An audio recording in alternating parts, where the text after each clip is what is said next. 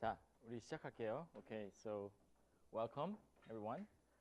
So today let's finish this like a sequential implementation of y8664. So I think I stopped at implementing this EX stage. So let's see what we are doing.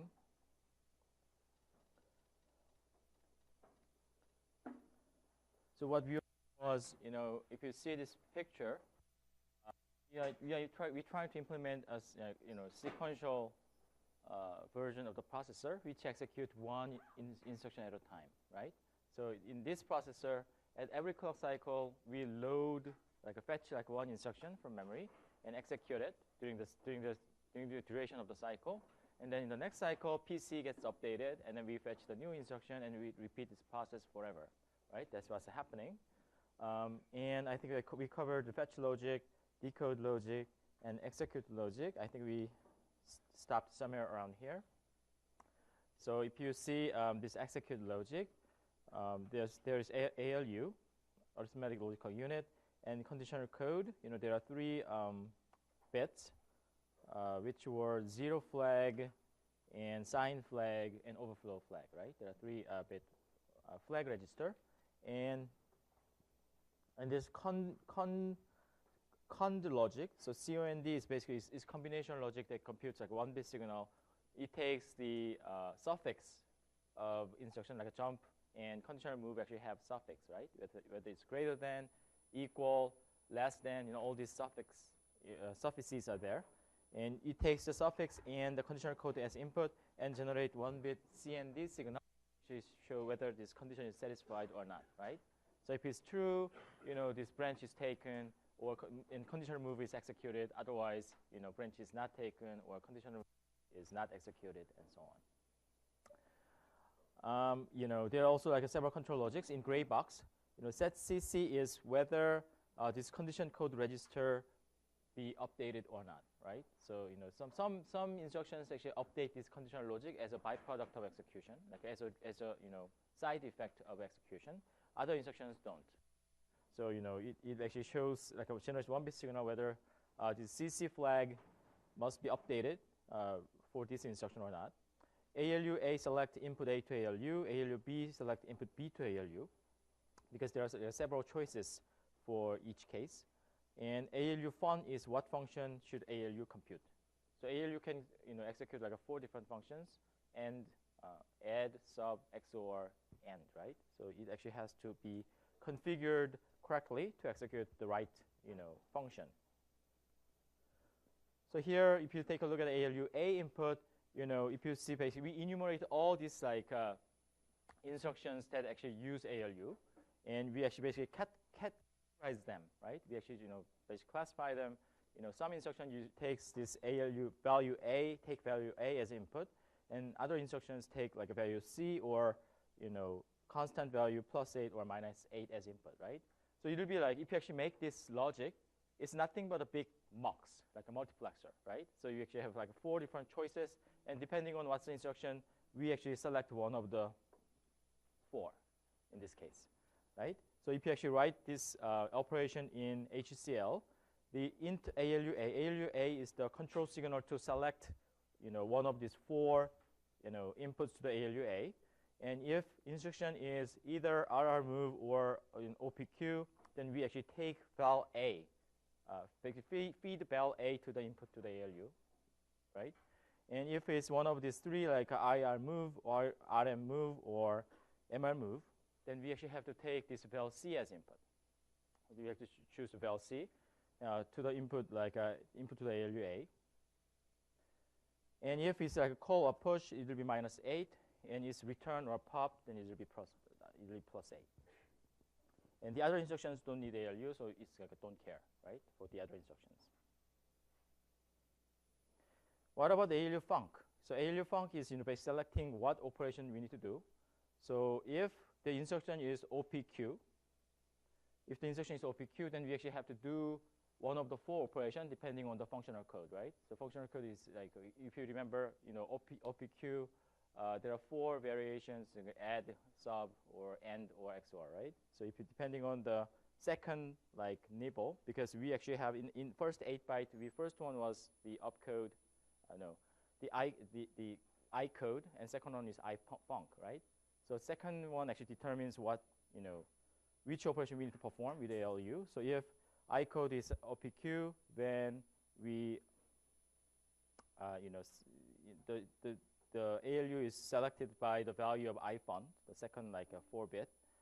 And otherwise, this ALU will actually perform add for the rest of conditions.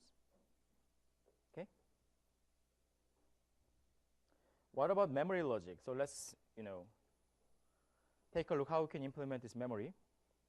So memory actually reads or writes memory word. So in the blue box we actually have like a memory like logic. So it's actually it actually has one read port and one write port. Okay, for like a load instruction, we're gonna read from memory. For instruction, we're gonna store value to memory. And there are several like a bunch of like condition like control logic. Like shown in gray box. Stat is what's the instruction status. If you remember, there's a status register which will reset to either AOK or HLT, everything is okay, or just there's some halt instruction, or you actually have some like illegal memory access, invalid instruction. All these things are actually logged in this register, like a status register. So the stat actually sets the right value for this input to the status register. And memread is should memory word be read from memory. Is for like a load instruction, or like push or pop instruction. Actually, no, not push. Pop instruction, not push. And memwrite should word be written to the memory. For it's like a push instruction or store instruction. All these things actually have to write to memory. And mem address and mem data is select address and data, because there are several selections to choose from. So if you take a look, let's say the stat, like a stat block. What this stat block does is it takes the several like signals as input, like invalid instruction valid, IMEM error, and DMEM error, and I code, like those 4 as input. Those 4 signals as input. It generates the output signal. Okay. So if you take a look in this HCL description, if IMEM error or DMEM error happen, then we set this like a status register to have ADR, address error, right? Some like invalid address. Otherwise, if the instruction is not valid, we basically set this value to invalid instruction. And otherwise, if I code was a halt, like the current instruction is like a halt instruction, then we set this status register to have value HLT. Otherwise, there's no problem, so we actually set this value to AOK, right? So this block actually determines the input to the status register depending on the conditions of the instruction, right? That's what's happening. And what about mem address? So if you take a look at this mem, we actually had, if you see this, there are like 5 different like control logic blocks, but we only cover 2 of them. So, but you also have to think about what's the behavior of the rest of the blocks yourself. But we only cover 2 of them, the stat and the mem address. So basically, when you actually access memory, where this memory address should come from, right? There are several choices. In case of this one is like a store instruction, right? So if you have a store instruction, copy the value from register to memory, and in that case, the address is taken from the variable val e, right? Because val e is computed execute stage by adding like a base register to like a displacement, like a constant like a d, right? So if you compute that like a sum of the 2, like displacement and the base like register value, then you add them up, and then that value becomes val E, right? Because it's computed in the E stage, right? So that value will be used as address, but that's not the only choice, because sometimes if you want to access like pop, for example, if you want to pop, then you actually access the address from stack pointer, right? So basically you have to access the memory location pointed to by stack pointer, and stack pointer is just directly read from the register, right? That's like a val A. So depending, the point is, depending on the instruction, the address is taken from different sources, right? So if you see this like HCL description, if the I code is one of this like a RM move or push Q, call, or MR move, then your address is actually come from the ALU, output of the ALU, right? But if you have like a pop or return, then the address is taken from val A, which is basically stack pointer, right? And the other instruction don't need the address, so you just don't care in logic design. Okay, one more, like memory read. So if you take a look at the memory read, so if your instruction code is either MR move, so MR move is like a memory to register move, so it's like a load instruction, right? If it's a load instruction or pop or return, then you need to read from memory, right? So this flag becomes true if the instruction is one of these three. Otherwise, this instruction is not true. This flag is not true. Okay? Right? So finally, let's take a look at PC update logic. So PC update logic is, this is the PC register, and this is control logic that determines the next like PC value. Because every cycle we need to update the PC register with new value, right? And it depends, if it's like just a instruction, it's easy, right? Because you simply add the current PC, add this like length of the instruction to the current PC, then you're going to get the next instruction, right? Next PC value. But if you actually have like a jump, call, or return, all these like also so-called control instructions, then you actually need to carefully calculate the target address, like next PC, right?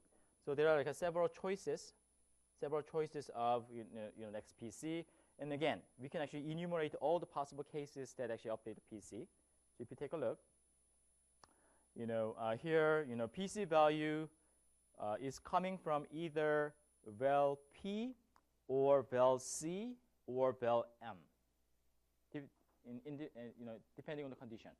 So the new PC here is, if the I code is call, then actually we take this next PC from val C, right? The val C will be basically the address taken from the instruction, right? Because if you have call instruction, you actually have opcode followed by 8-byte D, like a constant value. That will be the target address, right? That value is actually val C, constant value, right? And if you actually have jump, and this is a conditional jump, right? If you have like a jump instruction and this condition is satisfied, then the value will be again like a val C. So this is a conditional move, because this is jump. Like if this condition is satisfied, then val C will be the next PC. Otherwise, val P will be the next PC, right? And if it's not true, then actually move on to next line. If it's return, then we take val M, because return address is basically whenever you have like a return address, you actually have to pop the return address from the stack, right? And then that address will become the new PC. So in that case, in case of return, you have to take this return address from the stack, so which is val M, and that will be the next PC. And if none of the above, then the PC value will be val P. Val P is simply, as I said before, PC plus the length of the instruction, right? That's the val P. Okay. Does it make sense to you guys? I mean, just everything is what we're doing. Okay, hopefully it makes sense to you. Otherwise, you know, it's actually also part of this scope of within the scope of the midterm. So hopefully it makes sense to you. All right, so let's see. Let's put everything together. How this actually circuit works. How this like a sequential processor actually works. So here, everything starts from the update of the PC, right? So at the rising edge of the clock, if the clock ticks clock make a transition from 0 to 1, the PC register will be loaded with a new value, right? That's the first step of executing an instruction. So once you actually update the PC, then this value will be propagated through the combinational path through the entire processor, right? Because this change of the PC will trigger basically the chain of reactions in the circuit, right? So actually you actually execute this instruction within a single cycle, and this one actually basically compute the new value to all the state elements. So in this sequential processor, we actually have several elements such as PC register, conditional code register, data memory, and register file. Those constitute the state of the. So whenever the clock ticks, I mean, these from 0 to 1, the PC value gets updated, and new value, the next state for all of this a state will be computed, right, in the combinational path. And also, there are several combinational logic, ALU, control logic, and memory reads. Memory read is basically work like combinational logic. Whenever you change the address, the output becomes immediately updated after, of course, after a little bit of delay. But this is more like combinational logic. So let's see how this works. This one is an example. So let's say we're currently at this point of the time. So we just passed the rising edge of the clock. Just we started a new clock cycle. That's the assumption. And so the current time, we actually passing through cycle 3 here, and we try to execute this third instruction here. That's where we. So we are currently at time 1. So this PC value has gotten just updated to the new value here. If you see the PC register, this PC has been just updated to have 0x14. That's the address for the third instruction, right? Then what's happening is this one actually this value will be propagated into this combinational logic in the processor, like this. So it actually first fetch the instruction, and it will decode and then it read the register, and then you compute the value, like a new value by performing an add. All these things will be happening in sequence. So all these things will be computed, and if you see as a result of this computation, this RBX, the new value of RBX will be here, computed to be a 300, in hexadecimal number, it will be 300, and the conditional code is recomputed to actually have 000 by this time, a time here, right? During this a cycle of time, this add instruction will be basically computed. Basically, the new state will be computed for individual state element, and once you hit upon this rising edge of the next clock cycle, these values will be updated into the state element, right? Because the next value for RBX and the next value for PC, next value for conditional code has been all computed, during this cycle, right? So once this clock ticks like this, let's see, now we actually have clock ticks here. We move on to a cycle. Then these a computed value will be, loaded into the registers and conditional code and PC, right? They will be reflected in those elements. And now, this PC value has been updated to the new value. In this case, the PC is updated to have 16, which actually points to this instruction, a fourth instruction, like this one, right? Then again, we do the same thing. So in this case, the next instruction is a jump equal, like a branch instruction. So if PC is loaded, then again, this value will be propagated through this combinational logic to compute the new value of PC here. Because here we assume that this branch is not taken. That's the assumption. Basically, we assume, let's say, because the conditional code is 0, right? Conditional code is like 0, 0, 0. That means, equal, like a 0 flag is actually 0, which is not equal, right? So if jump equal, if you execute this instruction, it's actually not taken. So this next PC is correctly calculated to be the next instruction here. Okay? Because this jump instruction only updates the PC, but nothing else, right? So it only computes this like a new value of PC, and the other like the other state elements are basically remain untouched. I mean, they just remain the same, right? Only this PC register will be updated. So in the next cycle, if you actually move on to here, basically this PC value will be updated to 0, 1, 1F, right? And then we're going to do the same thing. Again, to repeat. Every cycle, we compute the new instruction, right? That's what's happening.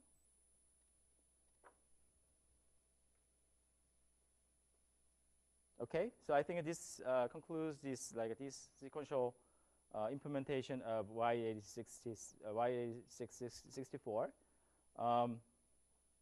So what we did was, we expressed every instruction as a series of simple steps, right? We basically have broken down the instruction execution into different 5 different stages, like fetch, decode, execute, memory, and write back, PC update. There are several operations. We actually basically break down a single instruction into multiple sub operations, and we represent individual instruction as we do the basically mix and match. Basically, by activating a different subset of those parts, we can implement any instruction you want to execute, right? That's what it did. So every instruction follows the same general flow, and we assemble registers, memories, and predefined combinational blocks, and we actually place combinational logic together to implement this And also there are limitations with this processor. Actually, this one is too slow to be practical. I mean, this is very inefficient processor. Just executing one at a time is very inefficient. I'm going to tell you why in the next lecture. And in single cycle, the instruction must propagate through instruction memory, register file, ALU, and data memory, which may take a long time. In other words, the clock cycle time is determined by the longest instruction, right? Because some instruction actually takes longer, and some instruction takes actually shorter to execute. But eventually, your clock cycle time is determined by the longest instruction, right? That's basically one of the downside of this design. So you need to run this clock very slowly, which is determined by the longest instruction.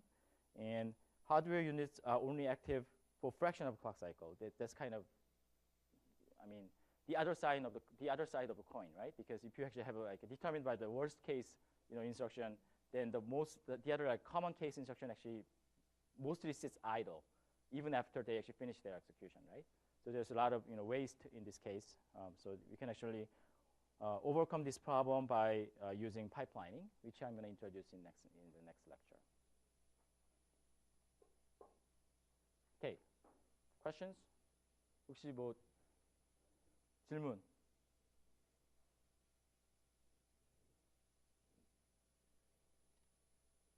Okay, so this is the midterm will be covered by. We're going to cover the up to this lecture for midterm. Okay, so this is still in scope, within the scope of the midterm exam. So let me make a few announcements before we move on.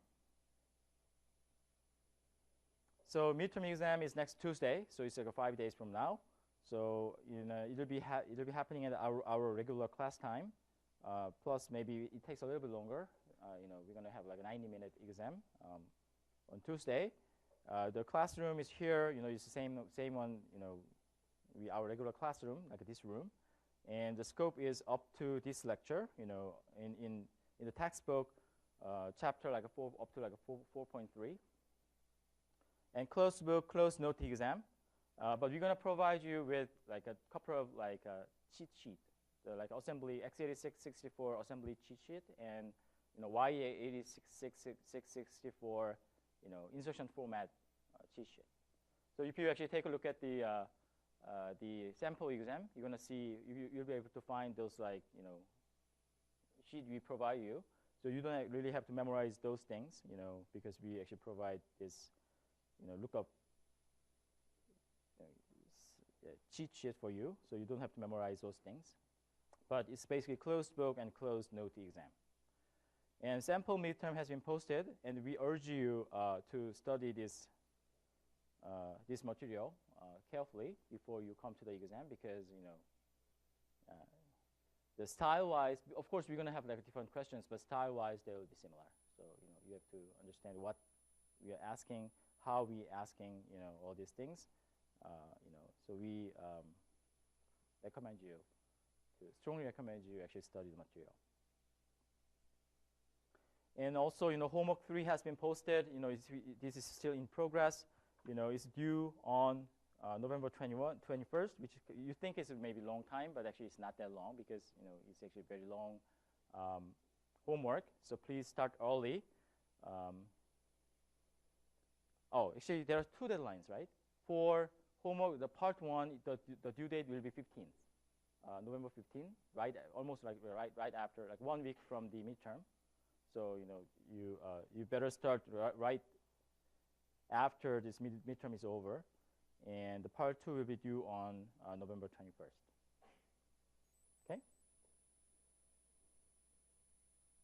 And also there's plan for recitation, because we are doing like a recitation lecture to help you. So this Friday, like tomorrow, there will be like a recitation by TA. We're gonna have like a Q&A session, before the midterm exam, because you may want to ask some questions, before you take the exam.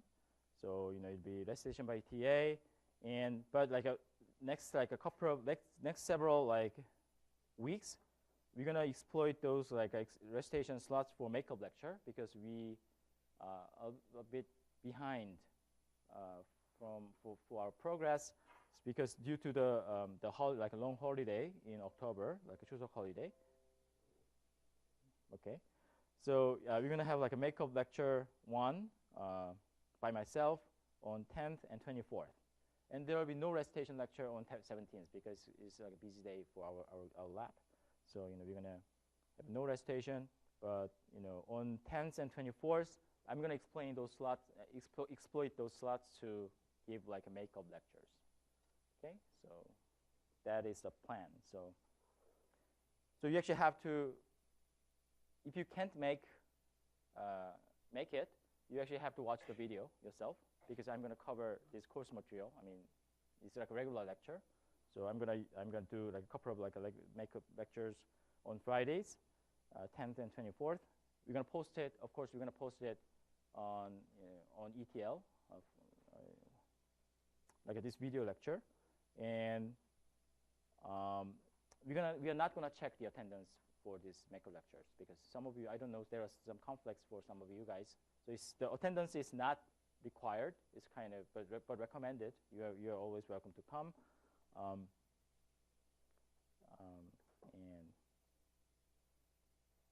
that's the plan for the next several weeks. For the next several weeks.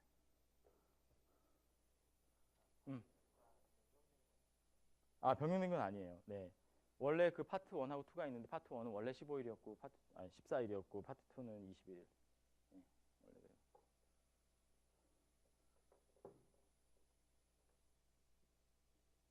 미루지 마시라고. 네, 네. Don't postpone. Okay, just start early. Any other questions about? 네.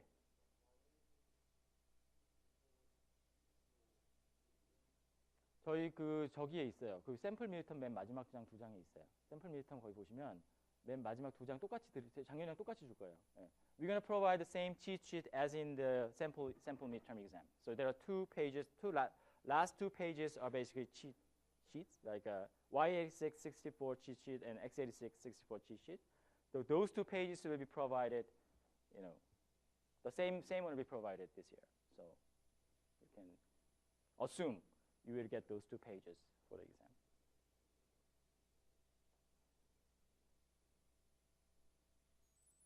Any other questions?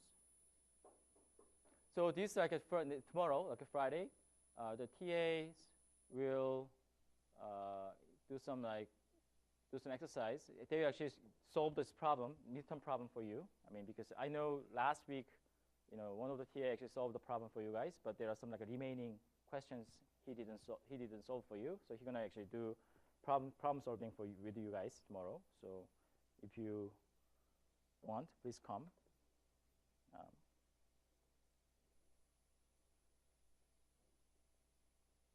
Any other questions?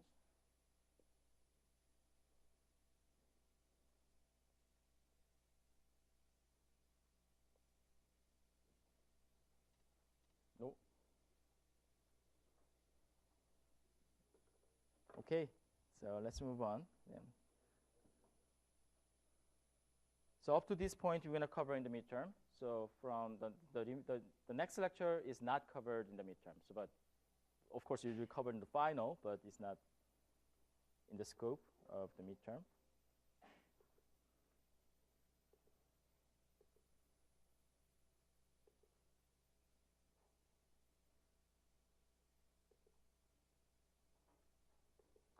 Okay, so let's move on to pipelining. Okay, so if you ask me what are the two things, if you ask me for 2 things to remember in the computer architecture, if you ask me, then I will answer pipelining and cache. That's the 2 most important concepts in computer architecture course. Okay, so if you, whether you really understood the course or not is basically judged by whether you understood pipelining and cache or not. Okay, that's basically the two most important concepts in this computer architecture. Okay, so I'm gonna very excited to introduce one of the 2, the pipelining. So the pipelining is basically we overcome the limitations of sequential implementation. Basically compared to sequential implementation, pipelined implementation execute a lot faster. I mean, you can execute more instructions at a time. So this one is very, very widely used, standardized techniques. So basically, virtually all the processors you are using actually implementing this pipelining. It's so effective. So it's basically there's no exception. All the processors basically do pipelining. So let me, introduce what is pipelining. But surprisingly, this is a very simple, common sense idea. I mean, even my grandmom is basically master of pipelining. She's, genius of pipelining because she does a lot of things in parallel. I mean, so let me introduce what's the concept of pipelining. So basically, you already know the pipelining. That's my claim. You already know. So let's think about this example. This is very one simple example of pipelining. Let's think about you do some laundry. 빨래 한다고 해봅시다. In your dormitory, and then basically laundry actually has some like a sub components, right? Several like a sub operations. Let's say you first do wash. Basically, you put your clothes into the washer, the washing machine, and then you basically run it, and then you take it out and you put it in the dryer, right? And to dry it, and then you fold it. Once it's dried, then you take it out and you fold it, right? And then you put it into the back to the drawer or somewhere into the store, right? Let's say your laundry operation actually consists of like 4 sub operations: wash, dry, fold, and store. Okay. Then here is the assumption is every single like a task, takes like 30 minutes. Like drying, washing takes 30 minutes, drying takes 30 minutes, and folding takes 30 minutes, and put them into store takes like 30 minutes. So these 4 operations, these 4 like icons show the 4 sub operations for laundry. Okay, this is wash, dry, fold, and store. And let's see, you know, if you actually do it, let's say one person start this like a laundry at 6 p.m., then he's going to finish it by 8, right? Because it takes like 2 hours in total. And the second person come in, and he starts right after. I mean, it starts at 8, and it's going to take another 2 hours, and it will be over by 10, right? And the third person come in and start doing laundry at 10 p.m., then, you know, he or she, you know, finish it by like midnight, and so on. What's wrong with this problem? What's wrong with this scheduling? Can you do better? What can we do better? How we can do it better? Exactly. 그렇게 하면 되죠. You don't have to wait. I mean, this person do not have to wait until the first person finish the entire laundry, right? As soon as this one release this washing machine, the second person just come in and start like using washing machine, right? So we can actually do it this way, like this. So instead of like a second person, you know, waiting for the first person to finish the entire laundry process, you can actually divide into like a multiple sub-operations. And as soon as the first person finishes the first sub-operation, the second person can start the first sub-operation, and so on, right? So in this way, you know, we can execute this like laundry operation in overlapped way, very tightly, you know, scheduled manner, right? So in this case, instead of finishing all this like a full operation at 2 p.m., if we actually do overlap, it can be done. It can be finished by like 9:30, which is a lot of like time saving, right? So in steady state, you know, there are 4 in the state. Let's say there's one more case. Let's say there's something like one more person coming in. Let's say it's repeating forever. Then in steady states, how many laundry processes are going at the same time? At any given time, 4 people are doing some like a different sub-operation of laundry, right? Where does this number 4 come from?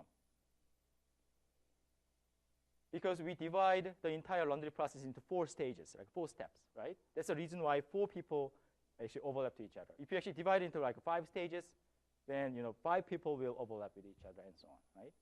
So that's the idea of pipelining. That's called pipelining. So the pipelining is you divide like one complex operation into multiple simpler operation, and you execute like you know, those like operations in overlapped manner. I mean, you overlap like multiple, you know, operations in parallel. So this is called pipelining. So can you think of any other example of pipelining? What in our life? Any other example? What is a good example? 세차장. Yes, 세차장. Like 세차장 is also a good example. Maybe one car comes in, goes through this like machine, and you know, the other car is already out, and then, you know, people, you know, just, you know, come to the car and they, you know, clean it. So there are 2 cars basically, you know, can be overlapped in car washer. What about the cafeteria, or, you know, some like 식당 같은 데서? If you have like cafeteria, you actually have like a plate, and everyone just goes through like several steps. You pick up this rice, and second you pick up this like, you know, kimchi, and eventually pick up like entree and so on, right? Many people actually going through the same process, but, you know, they actually passing through different stages, right? So in that way, we can actually greatly improve this like utilization of this food serving line, right? So that's kind of another example. So basically, if you think of this concept, basically this concept is applied virtually anywhere, everywhere. I mean, it's basically pervasive in our life. It's a very well-known technique to improve the resource utilization, right? So maximize the throughput. Also, maybe when you make a pizza, for example, you can also do some pipelining too, right? One person make a dough, and put all the toppings and all these things, and second person actually putting into the like oven, and third person actually, you know, just package it into a box and all these things, put like all these condiments together, you know, all these things. So basically, you can also making this like a pizza making can be pipelined, right? So that's the concept of pipelining. So hopefully now we understand what is pipelining. Then how we apply this idea for instruction execution, right? It's basically no nonsense approach to increase the performance. So here is like an unpipelined version. Let's think about here is the assumption. Here's like an unpipelined, this one is like a sequential version, SEQ. So here, let's say we have, generally speaking, it's like a finite state machine. So we actually have register here, and this is combinational logic, right? So whenever you actually load like a new PC gets updated, then actually this signal actually pass through this combinational logic and compute the next state, and this one will be updated in the next clock cycle, right? So that's basically what's happening. It's like a sequential logic, and let's assume this computation, this combinational logic, including like adder, memory access, decode, all these things are actually placed here, right? All this combinational part takes like a picosecond at worst.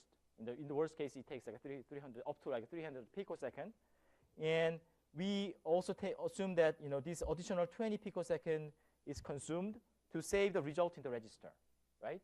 So there's some like if you remember like there are setup time requirement, hold time requirement, also like a D to Q, like a data input to like a Q, like a delay, all these things. So whenever you save some result into register, there's some like overhead, right? And that overhead is like a 20 picosecond, for example. It takes like a 20 picosecond to load a new value into the register. That's the assumption. Then what will be the minimum clock cycle time required? So if you actually have your combinational logic actually has 300 picosecond delay in the worst case, and then there's like another 20 picosecond overhead for loading the value into the register, then what will be the minimum clock cycle time? What's this T min? What's the T min for this circuit to work reliably?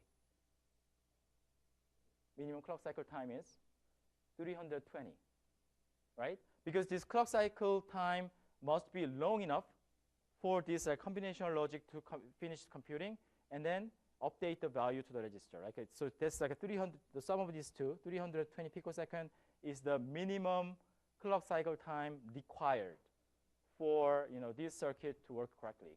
Of course, you can actually run it slower. For example, like 500 picosecond or like 1,000 picosecond is still fine.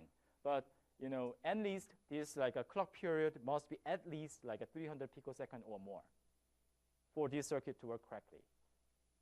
Okay, this is like a sequential version. But what about pipelined version? So in the pipeline version, let's say we assume we can divide this combinational logic into 3 pieces.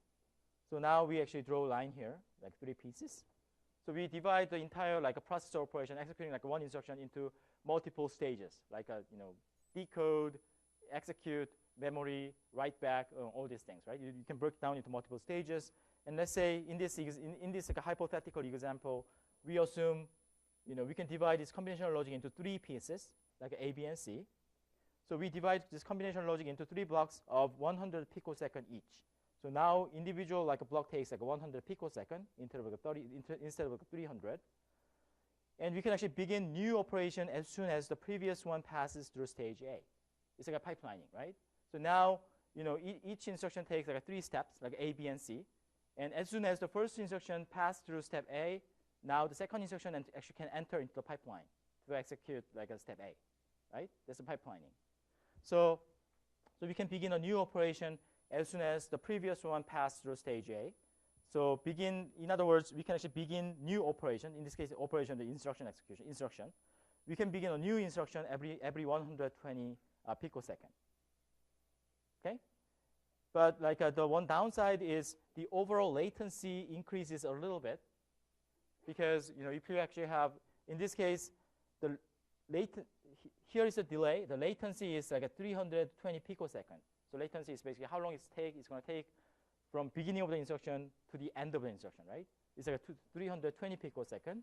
But in this case, the delay is actually increased a little bit. By the way, delay is synonymous with latency, the same thing.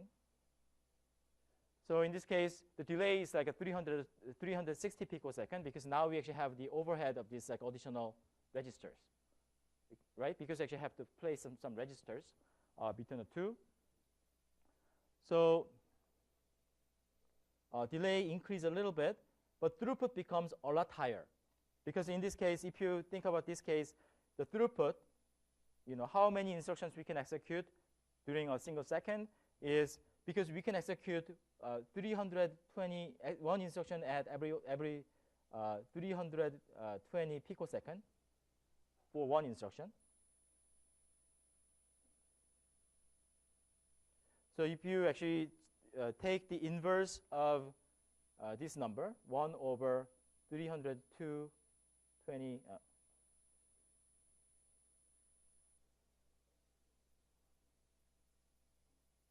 one instruction per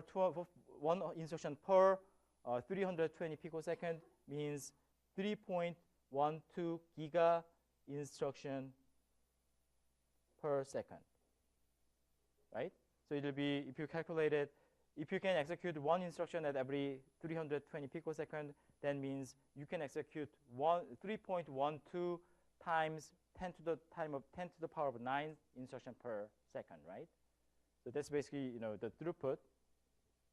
But in this case, the throughput is, one instruction at every 120 picosecond, right? So if you divide this number, it will be 8.33 GIPS, giga instruction per second. Okay, it's like almost like a 3x increase of the throughput.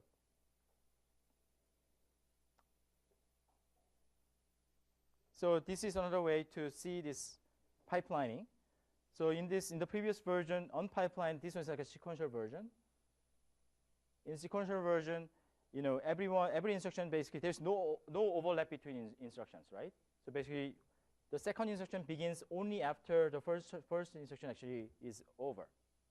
Likewise, the third instruction begins only after the second instruction is over, right? There's no overlap. But in case of the pipelining, now these like 3 instructions actually overlap with each other. So as soon as this first instruction passes through stage A, the second instruction starts executing stage A. In the next cycle, this one actually enters stage C. The second instruction enters stage B, and the third instruction enters stage A. Right, and so on. So in other words, in 3-way pipelined version, up to 3 operations can be processed simultaneously. Okay.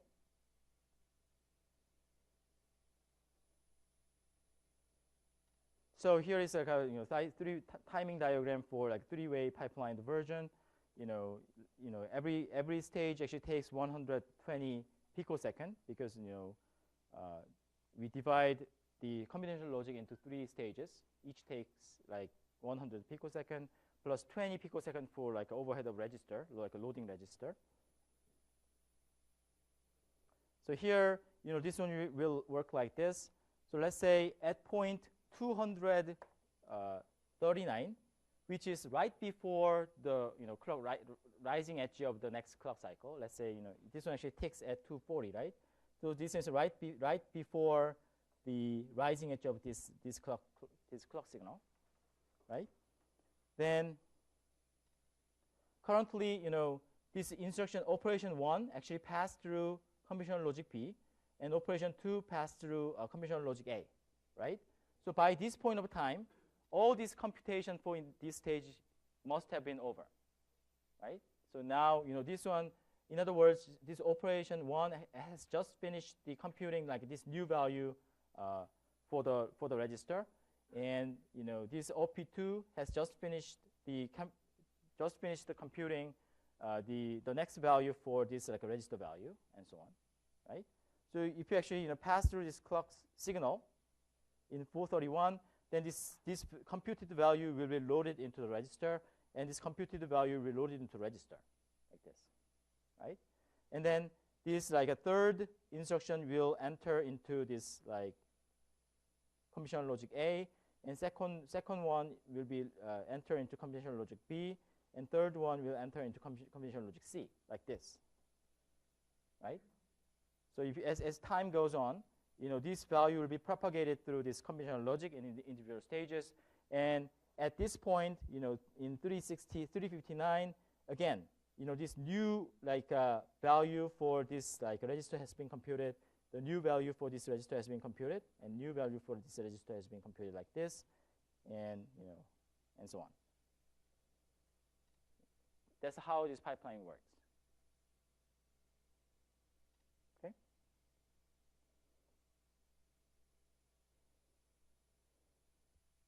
Then, but pipelining also have some limitations. In ideal cases, we can actually divide certain the computation into n different pieces. That's ideally the same pieces, but there are some difficulties of pipelining. The first of all is first one is basically non-uniform delay, right? So in the previous example, we assume we can divide the single piece of a big combinational logic equal sized 3 pieces, right? But that may not be always true. If let's say you cannot really divide this a logic in equal size, but they may be non-uniform, right? Let's say the first stage only takes 50 picosecond. Second stage takes 100 picosecond, and third stage takes 100 picosecond. Then what will be the clock cycle time? Which stage will actually determine the clock cycle time? Because all of the registers are actually running on the same clock, right? So there must be one cycle duration, right? Then which one will determine it? B, right? B is the worst. So if you actually have non-uniform delay, then the clock cycle time is basically determined by the longest path between any pair of flip-flops, like registers, right? And this is the longest path, right? So the clock cycle time is determined by, in this case, the stage B, the second stage. And then if this one is determined by D, a B stage, then the other stages basically sit idle for much of the time, right? Because this part will be computed within 50 picosecond. But clock cycle time is 150. Then the remaining 100 picosecond will be basically wasted in this stage, and 50 picosecond will be wasted here. Okay. So generally, it's pretty challenging to partition the system into balanced stages because you cannot really, put these registers in arbitrary place. So there are some certain points only where you can actually divide this logic. So so generally it's very challenging to partition system into balanced stages. So in this specific example, the delay actually increased quite a bit, and throughput is decreased quite a bit compared to the ideal pipelining. Secondly, the second limitation is register overhead. So let's say if you really want to increase the performance, you actually better slice this stage into have more stages, right? So if you actually have more stages, smaller pieces, then more instructions actually executed in overlap, right? So that's actually increase the throughput. But eventually, if you actually have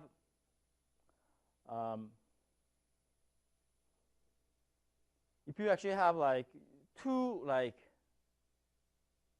fine-grained stages, then there's actually a problem, because as you actually deepen the pipeline, the overhead of loading registers becomes more significant, right? So this one actually doing some useful work. This is actually doing some useful work. But in a sense, this register is just overhead, right? It's not doing something useful. I mean, just there to make pipeline, right? It's not doing something useful, and it's kind of your overhead, right? But if you actually have very fine-grained these pipeline stages, then you do very small piece of work, and then you enter into register. You do very small piece of work, and enter into register, and this overhead becomes actually very large compared to the useful work, right? So as an example, the percentage of clock cycle spent for loading register increase significantly. So in this one stage pipeline, this is a sequential version. In the previous slide, like this. In this case, you know, the like a 300 picosecond was used for like useful work, and 20 picosecond for like overhead. So the fraction of overhead is basically 6.25%. But if you actually increase the number of stages in 3-stage pipeline, this like overhead becomes 10%, and even in 6-stage pipeline, you know, this one becomes like a 28%. So that means, you know, this like a register like overhead becomes significant in like a clock cycle time. So if you actually have like a 6-stage pipeline, then delay will be 420 picosecond, but the throughput will be increased quite a bit compared to the 3-stage pipeline. But we actually have like a diminishing return, because if you actually have more and more stages, then eventually, you know, that most of the time will be just spent for like loading like a register, right? So assume, let's say you have like an infinite number of stages. You divide into like infinitely small like stages, then eventually you only have like these stages left, right? So that's not good. So you actually have to balance. You actually have to balance the parallelism, basically how many instructions you can execute in overlap. I mean, this balance the parallelism with the overhead of this register, timing overhead. So in typical like today's processors, the pipeline stages are somewhere between 10 and 15. Like a 15-stage pipeline is pretty common. You know, you divide like a single instruction into 15 different stages. So that's kind of pretty common, you know, a number. But at one point of time, we actually had like a 30-stage pipeline. 30-stage pipeline means to execute like one instruction, that instruction actually has to go through like 30 different stages. That's like a long, very, very deep pipeline, But now, you know, this deep pipeline is not very popular, so it become like somewhere between 10 and 15 is kind of popular, you know, design point for pipelining, for processor pipelining.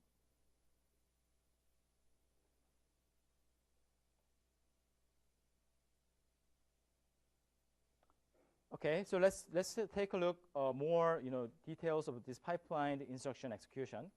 So in our like example, like Y8664, we divide instruction execution into 5 different steps. The first one is instruction fetch, instruction decode and register fetch, and execution, memory access, and register write back. So, you know, our instruction execution consists of 5 different steps, and which, you know, we actually denote by F, D, E, M, W. So F is fetch, D is decode, E is execute, M is memory, W is write back. Okay, that's like 5 different sub operations, like stages, for like single instruction. So in like a sequential version of execution, we execute it like this, you know, one instruction at a time. So we start basically every instruction basically go through like all these like 5 steps within a single cycle. That's what happened in like a sequential SEQ version of the processor. But now we introduce the pipelined version of the processor. You know, now we actually have overlap. So if you have like a, you know, 3 incoming instructions, then the first instruction actually goes through F stage. You know, this is F, D, E, M, W, F, D, E, M, W, F, D, E, M, W, right? So this way, you know, there is always like 3, you know, basically, you know, 5, up to like 5 instructions can overlap with each other. If you have 2 more instructions like this and like this.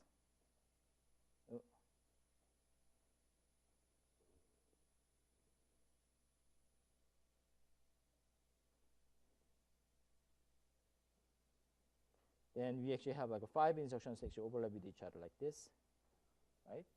So, so this pipeline is execution model. So here is a basic pipeline. On the x-axis, we show like clock cycle, the cycle count, and y-axis we show the instruction stream, and instruction actually moves towards this way, this time. This is earlier instruction, this is later instruction. So if you actually like have an instruction like this, in the first cycle, the instruction I enters F stage. In cycle 2, this instruction moves to D stage, and the second instruction enters into F stage. And in the cycle 3, this one actually moves to E stage, and this one moves to D stage, and third instruction enters into the pipeline. In the fourth clock cycle, this one actually moves to M stage, this one moves to E stage, this one moves to D stage, and the fourth instruction enters into the U, like a fetch stage, and so on, right? That's what this diagram shows. And again, in steady state, 5 instructions overlap with each other in execution. But one of the major hurdles in pipelining is hazard. So hazard is condition when you can execute 2 instructions back to back. There are some cases when there are 2 adjacent instructions, they cannot be executed back to back. There may be some there are some conditions like that, and that's called hazard. And there are 3 primary causes for hazard. The first one is structural hazard, second one is data hazard, and third one is control hazard. So we're going to go over how we can resolve this hazard in more details in the following lectures. But let me at least introduce what are those. What are those like a hazard? So as I said, hazard is a condition when these 2 adjacent instructions cannot execute it back to back. There are some conditions like that. In the first case, let's think about this like a structural hazard. The first cause is structural hazard. The structural hazard happens when 2 instructions in different stages, tries to access the same resource at the same time. That's called structural hazard. One example is, let's say, currently, in our previous process design, we assume separate like an instruction memory. Instruction memory was here, and data memory was somewhere here, right? If you remember this sequential version, we assume like a separate like an instruction and data memory in our design, right? Then in that case, we don't have structural hazard. But what happens, we actually had like only 1 piece of memory instead of like having 2. Let's say we only have like a unified memory 1. There's only 1 unified memory, and there's only 1 port. Only one can read. You can only read like once at a time. I mean, only one instruction can read at a time. If you assume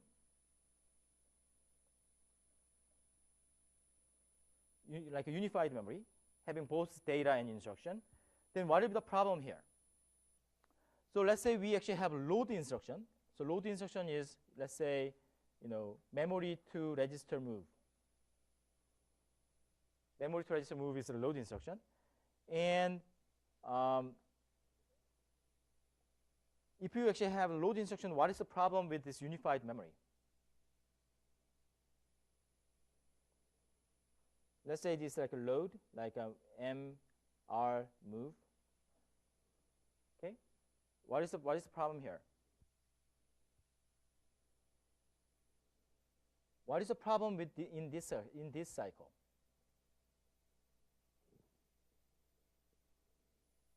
뭐가 문제죠?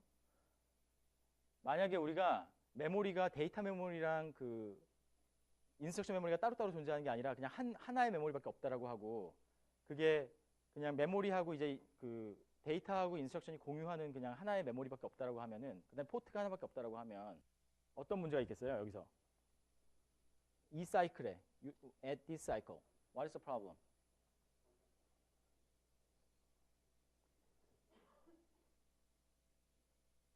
이 명령어가 지금 여기 메모리 스테이지에서 메모리를 액세스하려고 하겠죠. 왜냐하면 지금 이건 메모리 명령어니까 메모리에서 값을 읽어봐야 되잖아요. 그러니까 이 명령어도 메모리를 읽으려고 하고, 이 명령어는 명령어를 패치해와야 되니까, 명령어를 이제 PC에서 이제 그 인스트럭션 메모리 읽어가지고 명령어를 읽어와 패치를 해와야 되니까 얘도 이 메모리에서 이거 패치를 해오려고 하겠죠. 그죠? So two instructions actually try to access the same memory at the same time.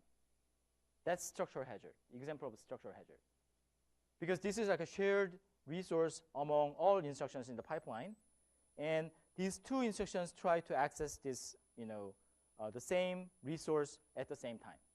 That is structural hazard. Okay. Then what will be the problem here? Then what should be done? What we should do? Which one actually has to have the higher priority in this case? This one or the M or F? M, right? Because M actually is ahead of this following instruction. So this one must go first, and then the rest of the instruction can actually make a progress, right? So if you don't really execute this one, then this pipeline cannot make forward progress. So in this case, this one actually has a higher priority. So if you execute this one, first in this cycle we serve this request, and then this instruction will actually retry in the next cycle. That's what's happening. That's called like a structural hazard, because two instructions try to access the same memory at the same time, and one must go first, and the other instruction must wait for one cycle, and then it actually has to retry to fetch the instruction. So that's an example of a hazard in structure, like a structural hazard. So solutions to structural hazard is resource duplication. You can actually increase, maybe you can actually have like a separate like an instruction and data memory, then the problem goes away. And or like a multi-port register file, or you can actually increase the number of ports, because if you have like multiple ports, then multiple instruction can access in parallel, the same resource in parallel. So you can actually have like a multi-port register file or multi-port like a memory to eliminate this structural hazard. The second cause is like a data hazard. So data hazard looks like this. Let's say we have like a pipeline. We want to execute these two instructions, add followed by sub, right? Then what is the problem here? So let's say, this one will be updated. The value of RAX will be updated as a result of this add Q instruction, right? Which will be used by this sub instruction. Is used by. Okay. Then what is the problem here? If you see that this pipeline diagram, value will be available in the register file, this RAX register. When this RAX register will get updated with the new value? When? 언제 업데이트 되죠? write back stage에 그것도 시작할 때도 아니고 여기 끝나서 다음 여기 클락이 이렇게 뜰 때, 클락이 이렇게 라이징 쪽 올라갈 때 여기에서 업데이트 되겠죠. Only at this point, this RAX value will be updated into the register file, right? But when this value will be needed by the second instruction. second instruction register 시절 read하는 포인트는 언제죠? 두 번째 명령어가. 두 번째 명령어가 레지스터를 읽는 시점은 D stage 있을 때잖아요. decode stage. In decode stage, you read from register, right? So the problem is the value becomes available only at this point, right? But the register value will be read here. So what's the problem here? The second instruction will read like old value of the register, right? But what we wanted here is what we wanted was this one should actually read the new value computed by this add Q instruction. But in practice, this one actually read ahead of write back, so that this value, the loaded value, the red value will be actually the old, like a stale value of the register RAX. This is called data hazard. Okay, so data hazard happens when there's dependence between two instructions. One instruction produces the data, and the second instruction consumes the data, right? But the problem happens when this second instruction read this register too early, before this value gets updated into register file. That is called like a data hazard. Then what can you do? What you can do to solve the problem? 어떻게 하면 되죠? 이런 경우는 wait. One solution is just wait. You delay executing this instruction until this value gets updated. So you can actually start after here, maybe F, something like delay the execution to have like F, D, then it's fine, right? F, D, E, something like this. Then you write the value here. Your value will become available here, and this one value will be read in the D stage, right? So you can just wait. That's one solution, but that's not the best solution. So the first solution is the freezing pipeline. So freezing pipeline is basically waiting until this value gets updated in the register file. So here, as I said, this is solution. The value is written back at this point. So now you read here. So you can freeze this pipeline until this register value gets updated. That's one thing you could do. And another example is load followed by add. So again, this value will be updated by load instruction, and this one will be used by add instruction. So now you can delay basically, delay this like a pipeline by 3 cycles, then this problem goes away, right? That's one thing you could do, but there's actually a better way. The second solution is what is called forwarding. Okay, so what is forwarding? So forwarding is, here is observation. So in this case, when actual this like added like a value will be available, after execute at this point, this value of this sum of these two RDX plus RAX, this sum is already available at this point, right? But only this value will be written back at the write back stage. But still, this value, this is called val E, right? If you remember, val E. This val E is already available at this point of time, right? Then why we wait? I mean, this kind of waste, right? So the forwarding is something like this. Once you actually calculate the value here, you immediately pass this value into the next instruction without waiting for, write back, right? You basically forward this value of val E to the next instruction, to the input of the ALU. So in a sense, it works like this.